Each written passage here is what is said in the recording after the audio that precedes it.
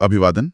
आज हम भारत की अदालतों से कुछ हाल के और दिलचस्प कानूनी मामलों पर नजर डालेंगे। बिल्कुल। कचरा प्रबंधन से लेकर नागरिकता और फिल्मों पर विवाद तक काफी कुछ चल रहा है आजकल। हाँ, बिल्कुल।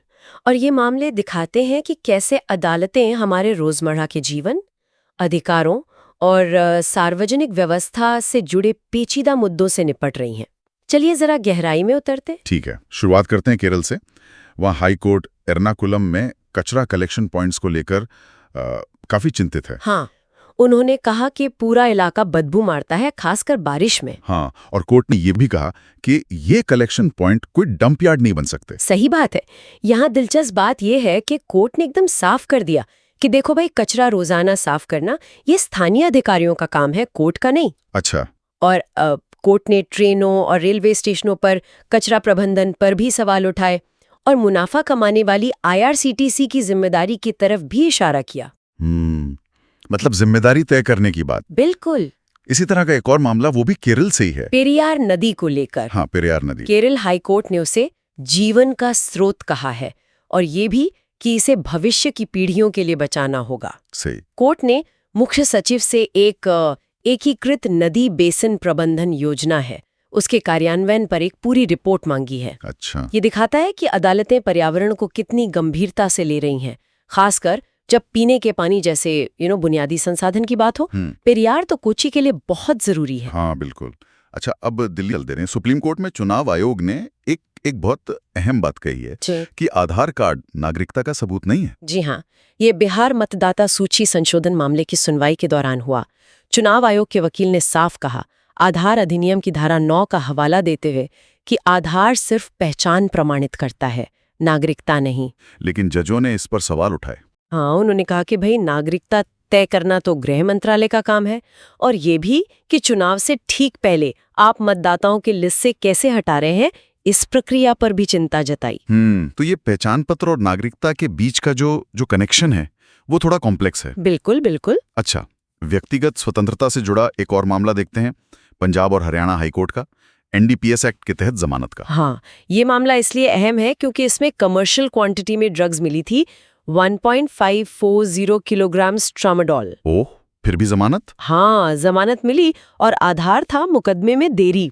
आरोपी 2 साल 3 महीने से हिरासत में था और अभियोजन पक्ष के 16 गवाहों में से सिर्फ 3 पेश हुए थे, वो भी सब पुलिस वाले। अच्छा। तो कोर्ट ने कहा कि भाई, गवाह नहीं आ रहे, इस वजह से किसी को अनिश्चितकाल तक बंद रखना ये तो सत्ता का दुरुपयोग है और अनुच्छेद 21 मतलब त्वरित सुनवाई का अधिकार, उसका उल्लंघन है। न्याय में देरी पर एक तरह की टिप्पणी है ये। इसी तरह की चिंता शायद वो कांवड़ यात्रा वाले मामले में भी दिख रही है, जहां दुकानों पर क्यूआर कोड लगाने को चुनौती दी गई है। हाँ, यहाँ याचिकाकर्ता है प्रोफेसर अपूर्वानंद। उनका तर्क है कि ये क्यूआर कोड, जिससे मालिकों की जानकारी पब्लिक हो जाएगी, ये एक तरह की धार्मिक प्रोफाइलिंग है। अच्छा। और ये सुप्रीम कोर्ट के पिछले साल के एक अंतरिम आदेश का उल्लंघन भी है।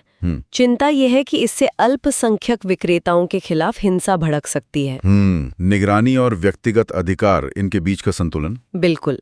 सुनवाई 15 जुलाई को होनी है इसकी। ठीक है। और एक प्रक्रियात्मक मामला राजस्थान हाईकोर्ट से है, ट्रेडमार्क को लेकर। हाँ, इसमें कोर्ट ने कहा कि अगर कोई ट्रेडमार्क एक्सपायर हो गया है और 7 साल बाद भी रिन्यू नहीं हुआ, तब भी उसे आप रिकॉर्ड से हटाने से पहले मालिक को नोटिस दिए बिना नहीं हटा सकते। ओके, मतलब एक प्रोसेस फॉलो करना होगा। हाँ, ट्रेडमार्क अधिनियम की धारा 25(3) और नियम 58 के तहत नोटिस देना अनिवार्य है।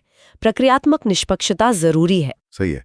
और आते हैं उन मामलों पर जिनमें राजनीति और अभिव्यक्ति की स्वतंत्रता जैसे पहलू शामिल हैं।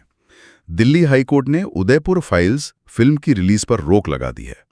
रोक लगा दी है, ये कहना शायद पूरी तरह सही न हो। कोर्ट ने याचिकाकर्ताओं को, जो जमीयत उलेमाए हिंद है, उनको सीबीएफसी सर्टिफिकेट के खिलाफ पहले केंद्र सरकार के पास जाने को कहा है। अच्छा। हाँ, सिनेमाटोग्राफ अधिनियम की धारा 6 के तहत ये धारा सरकार को सीबीएफसी के फैसले की समीक्षा का अधिकार देती है। तो कोर्ट ने सीधे दखल नहीं दिया? नहीं, उन्होंने कहा कि पहले जो कानून में रास्ता दिया गया है उसका इस्तेमाल करें। याचिकाकर्ताओं का आरोप था कि फिल्म सांप्रदायिक रूप से भड़काऊ है और एक समुदाय को गलत दिखाती है। समझ गया।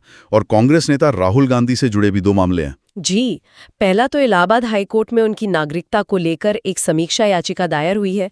PIL पहले खारिज हो गई थी। हाँ। अब याचिकाकर्ता जो भाजपा सदस्य S विघ्नेश शिशिर हैं, वो कह रहे हैं कि ब्रिटेन के होम ऑफिस से कुछ जानकारी भारत के गृह मंत्रालय को मिली है उनकी ब्रिटिश नागरिकता के बारे में। ओह। और दूसरा मामला पुणे का है। सावरकर मानहानि मामले में राहुल गांधी ने दोषी नहीं होने की दलील दी है और अब उन पर मुकदमा चलेगा। ये उनके लंदन में दिए एक भाषण से जुड़ा है। तो ये दोनों मामले कानूनी भी हैं और जाहिर है राजनीतिक रूप से भी संवेदनशील हैं। बिल्कुल। तो आज हमने देखा अदालतों के सामने कई तरह के काफी पेचीदा मामले हैं, नागरिक सुविधाओं से लेकर पहचान, अधिकार, अभिव्यक्ति की आजादी और प्रक्रियाओं तक। बिल्कुल सही।